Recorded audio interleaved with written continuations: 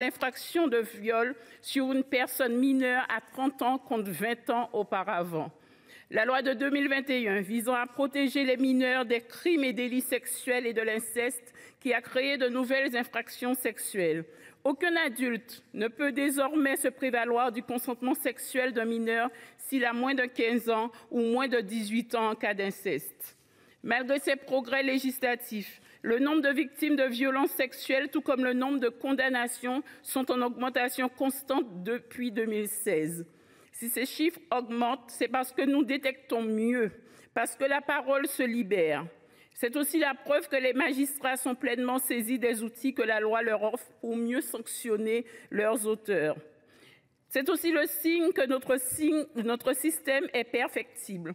Ce combat contre les violences conjugales et contre les violences sexuelles rencontre encore des obstacles que la présente proposition de loi aspire à surmonter. Tout d'abord, les règles de prescription dans le droit actuel peuvent faire obstacle à une lutte efficace contre ces violences. Il existe en effet un écart substantiel entre le nombre de victimes de violences sexuelles et le nombre de condamnations. Nous le savons, dans certains cas de violences sexuelles sur mineurs est avancée la notion d'amnésie traumatique. Parfois, lorsqu'une victime trouve le courage de briser le silence, la justice lui oppose le couperet du délai de prescription, lui déniant ainsi son statut de victime au prétexte qu'elle n'a pas parlé à temps.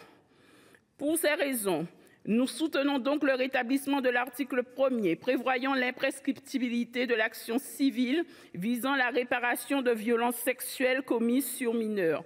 Dans le même sens, la proposition de loi prévoit aussi de mettre en place une prescription glissante sur les crimes sexuels commis sur les personnes majeures à l'article 2, à l'instar de ce qui est prévu pour les personnes mineures depuis la loi de 2021.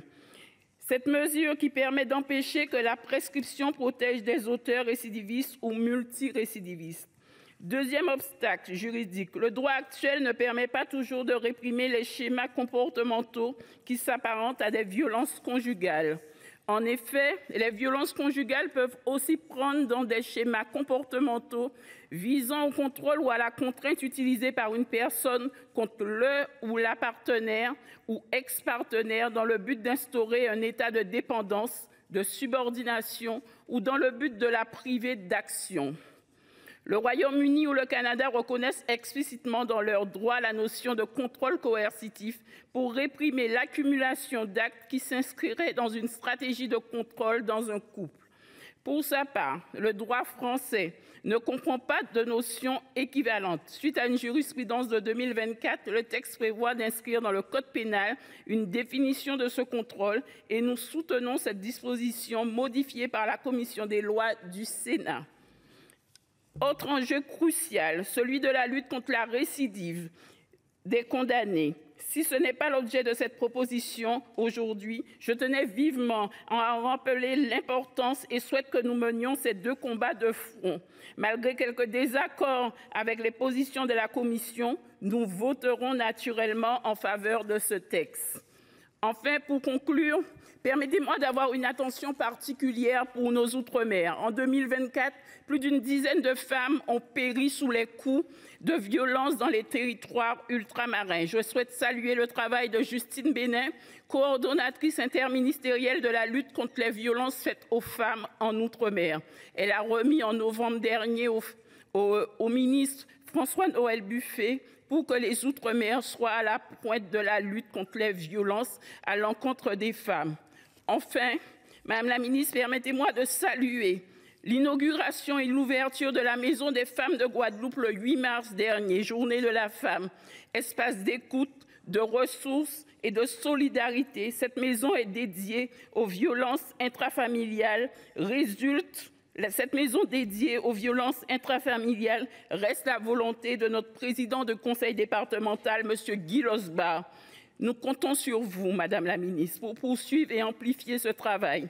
Face aux violences sexuelles et sexistes qui concernent d'ailleurs aussi les hommes, il faut agir maintenant collectivement. Je vous remercie et je vous dis à très bientôt en Guadeloupe pour venir visiter cet espace. Merci. Merci, chers collègues. La parole est à Madame Olivière Richard pour le groupe Union centriste.